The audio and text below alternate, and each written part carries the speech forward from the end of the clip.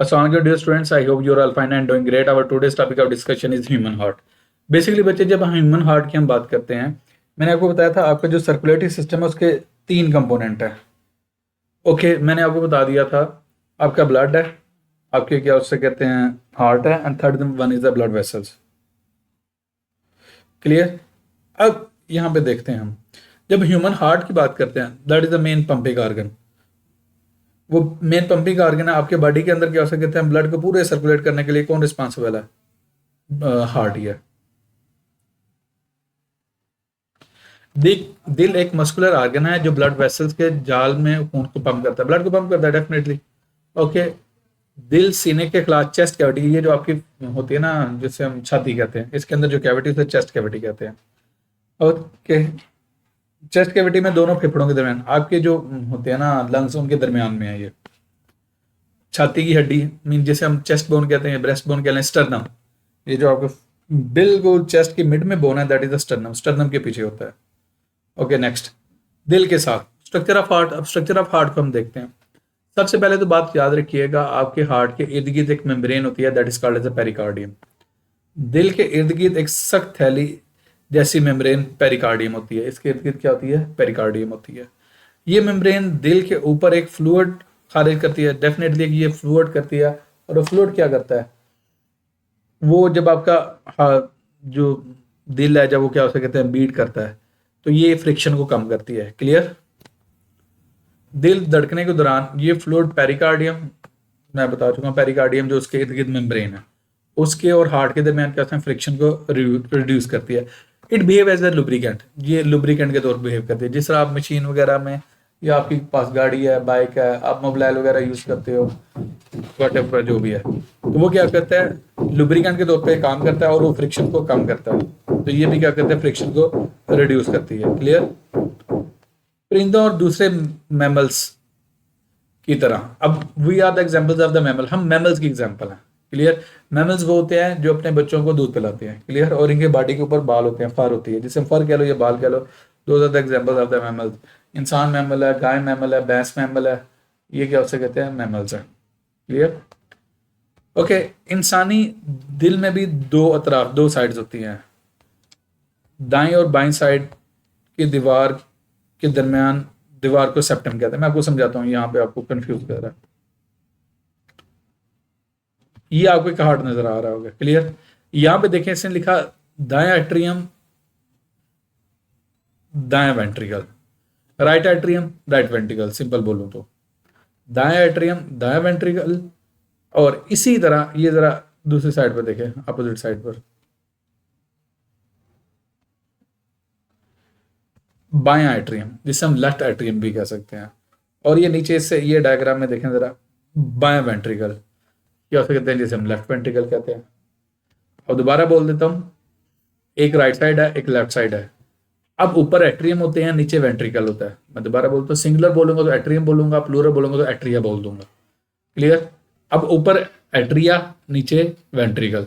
अब right side पे एक एट्रियम होगा, एक वेंट्रिकल होगा, जस्ट लाइक इट। इसी तरह लेफ्ट साइड पे भी एक एट्रियम होगा, एक वेंट्रिकल होगा। तो जो राइट साइड पे होगा हम राइट एट्रियम और राइट वेंट्रिकल कह देंगे, मीन दाया एट्रियम, दाया वेंट्रिकल।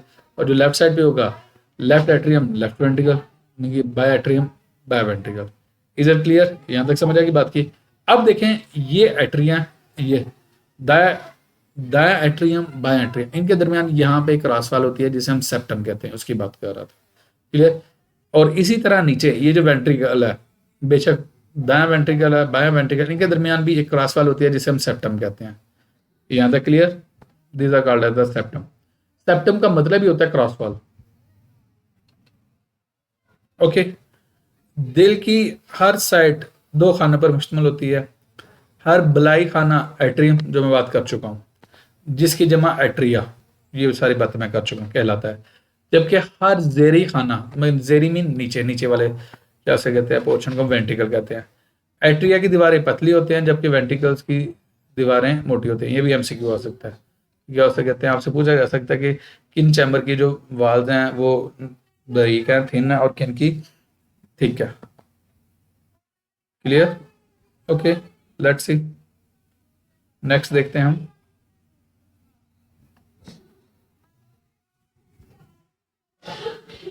ओके, दिल में खास पर्दे जिन्हें वाल्स कहते हैं, स्पेसिफिक वाल्स होते हैं। अब मैं आपको पहले डायग्रामेटिकली समझा देता हूँ, फिर इसको रीड कर लेंगे।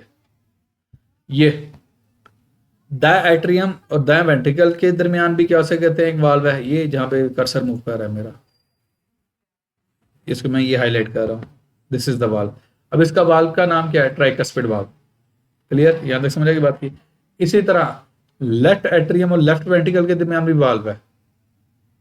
क्लियर, और इसको मैं हाईलाइट कर देता हूँ, दिस वन, जिसे हम बाइकस्पिड वाल्व कहते हैं। अब दोबारा बोलते हैं, राइट एट्रियम और राइट वेंट्रिकल के दरमियान भी क्या उसे कहते हैं, एक वाल्व है, that is called a tricuspid valve. Well there is also another valve between the left atrium left ventricle, mean बाएं एट्रियम और बाएं वेंट्रिकल के दरमियान भी एक वाल्व है, that is a bicuspid valve.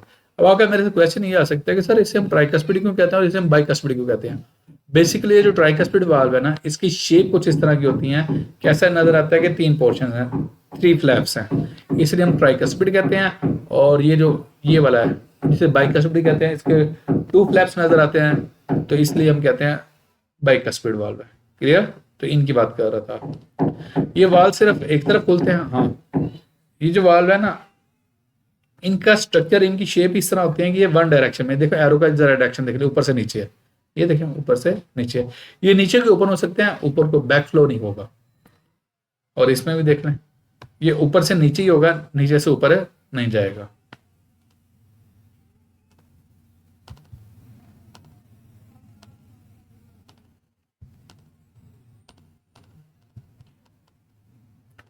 Okay, दाएं एट्रियम और दाएं वेंट्रिकल के दरमियान एक वाल्व जिसे ट्राइकस्पिड वाल्व कहते हैं। ओके, ये तीन पर्दों का बना होता है, मैंने जैसे थ्री फ्लैप्स कह रहा था। क्लियर, और बाएं एट्रियम और बाएं वेंट्रिकल के दरमियान वाल्व बाइकस्पिड वाल्व होता है। ओके, ये दो पर्दों का बना होता है, मैंने आपको नाम जस्टिफाई कर दिया, इसे बाइकस्पिड क्यों कहते हैं और इसे ट्राइकस्पिड क्यों कहते हैं। ये दो पर्दों का बना होता है। ओके, जब वेंट्रिकल्स सिकुड़ते हैं, वेंट्रिकल्स क्या उसे कहते हैं, कंट्रैक्ट करते हैं, तो ये ट्राइकस्पिड बाइकस्पिड वाल्व बंद हो जाते हैं। उनका बंद होना जरूरी है, वैसे ना था अगर ये बंद नहीं होंगे तो क्या होगा, जो आपका ब्लड है वो बैक फ्लो कर जाएगा, वो एट्रियम में चले जाएगा। अब एट्रियम में तो नहीं भेजना, हमने क्या नेक्स्ट बॉडी में और लंग्स में भेजना है ब्लड को।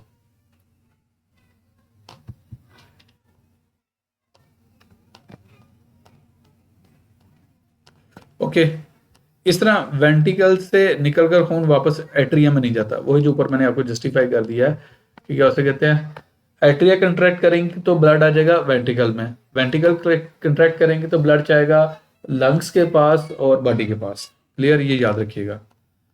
बाकी सिर्फ ब्लड वेसल्स में ही जाता है, हर वेंट्रिकल बड़ी वेसल के दरमियान भी वाल्व होता है। ठीक है, मैं आपको शो कर देता हूँ कहाँ पे वाल्व, ये आपको नजर आ रहा है, ये क्या उसे कहते हैं, दाएं वेंट्रिकल और बाएं वेंट्रिकल से नेक्स्ट जो ब्लड वेसल निकले उनके दरमियान भी यहाँ पे ये वाल्व है, ये वाल्व नजर आ रहा है और ये वाल्व नजर आ रहा है। इन दोनों को एक ही नाम है जिसे हम सेमील्यूनर वाल्व्स कहते हैं। क्या नाम देते हैं, सेमील्यूनर वाल्व। अब इसकी भी एक क्या उसे कहते हैं, वजह तस्मिया है, मगर रीजन ऑफ नेम है। Semi mean half, lunar mean moon, तो ये इसकी शेप आधे चांद की तरह होती है, so that's why this is called as a semilunar, इसीलिए इसे हम सेमील्यूनर वाल्व कहते हैं। क्लियर है,